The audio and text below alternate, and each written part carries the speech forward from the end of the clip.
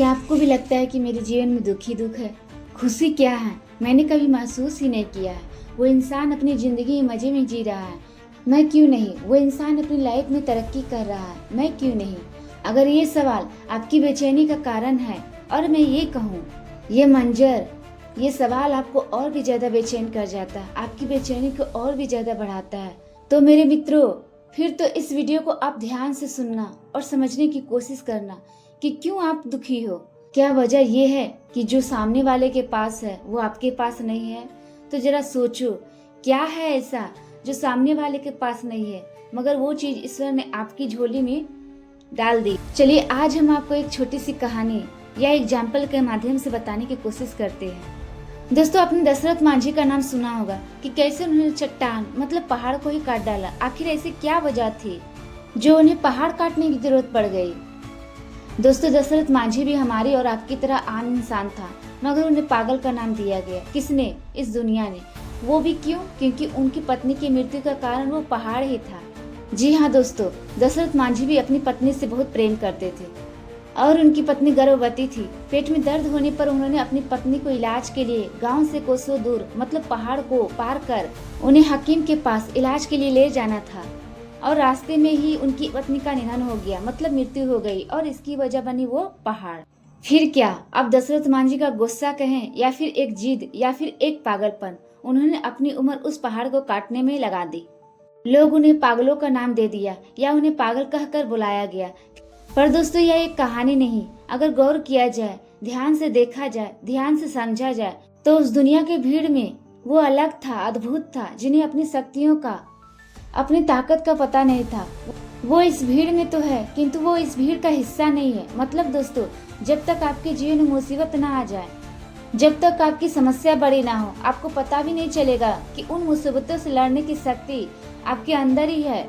बस ईश्वर आपकी उस शक्ति की उस वक्त परीक्षा लेता है।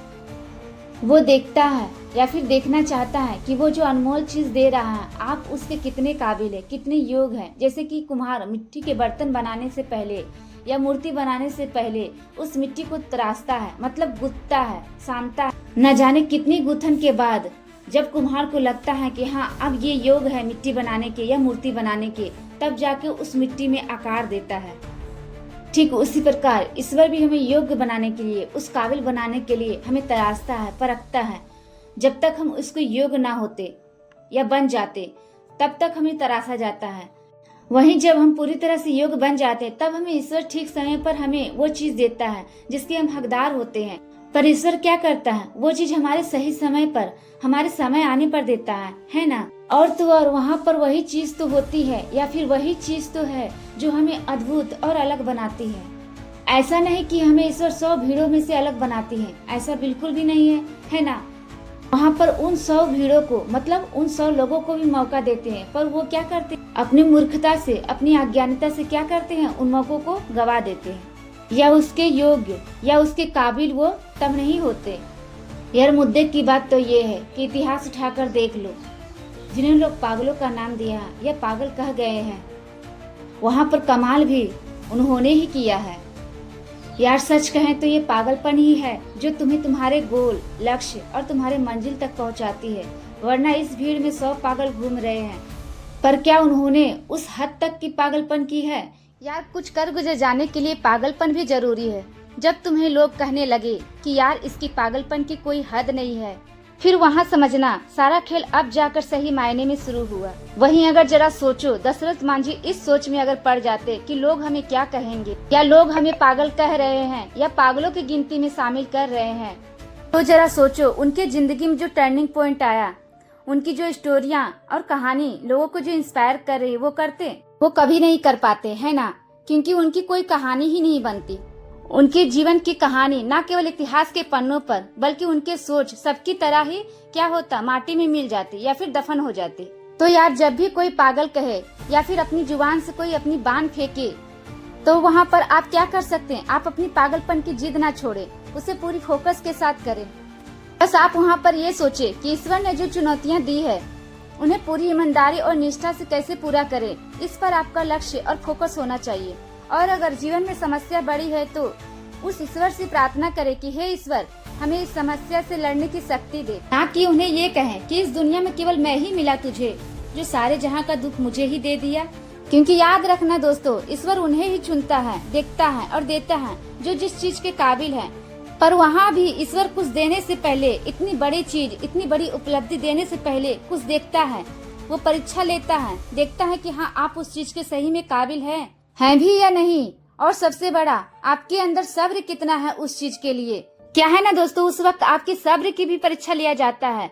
आप में धैर्य कितना है, तब जाकर वो फल देते हैं। तो मेरे मित्रों, यहाँ ईश्वर कहता है, अरे मूर्ख, जो जागत है वो पावत है, जो सोवत है वो खोवत है। अर्थात यहाँ समझाने का मतलब यह है कि अब यहाँ पर सोकर उठने की बात नहीं कही गई है। अब यहाँ सरल और सीधी भाषा में समझाऊं तो, जिस दिन अपने मन और हृदय से इस दुनिया को देखना शुरू करोगे, आप उस दिन खुद को पालोगे। जैसे एग्जाम्पल, जो चीजें तुम्हें नहीं मिली, तुम्हें और ज्यादा चाहिए। जो आपके पास है या फिर आपको जो मिला उससे संतुष्ट नहीं, और एक सुकून, शांति और एक आनंद जो तुम्हें ईश्वर से चाहिए। और ईश्वर इस इंतजार में बैठे हैं कि तुम कब इस योग्य होगे या बन जाओगे। असल में जागने की शुरुआत यहाँ से शुरू होती है। इसकी गहराई का अंत नहीं है, सब तुम्हारे अंदर है, ना कि इस दुनिया के भीड़ में। पर नहीं, तुम्हें मानो जैसे दौड़ने में मजा आ रहा है। अब फलाना दौड़ रहा है, भाई मैं कैसे पीछे रहूं, बजाय इस बात को समझने की कि वो मूर्ख गड्ढा में डूब रहा है, तो तुम भी उस गड्ढे में डूबोगे। हो सकता है वहाँ कुछ खजाना छुपा है ना। लगी पड़ी है रेस, जैसे मानो भागम भाग की मूवी चल रही है, दौड़ रहे हैं सब अपनी धुन में। सो यार, कैसी लगी मेरी मोटिवेट करने वाली वीडियो। हाय, मेरा नाम दुर्गा राम है, मेरे चैनल का नाम मोटिवेशन बाय दुर्गा है। आई होप आपको अच्छी लगी। अगर अच्छी लगी तो आप अपना खूब सारा प्यार मेरे वीडियो और मेरे चैनल पर बरसाइए। मेरे वीडियो को लाइक कर मेरे चैनल को सब्सक्राइब कर जाइए। और हाँ, कमेंट में अपनी राय और सुझाव को जरूर लिखें। और वीडियो पसंद आए तो अपने दोस्तों के साथ शेयर करें। अगर इस वीडियो ने आपको किसी भी तरह से इंस्पायर किया है, आपके लिए हेल्पफुल रहा है, तो बेल नोटिफिकेशन को ऑन करें और अपने फ्यूचर को क्रिएट करें। तो दोस्तों, खुद भी मोटिवेट रहिए और लोगों को भी मोटिवेट कीजिए। Thank you for watching this video. तब तक के लिए धन्यवाद दोस्तों।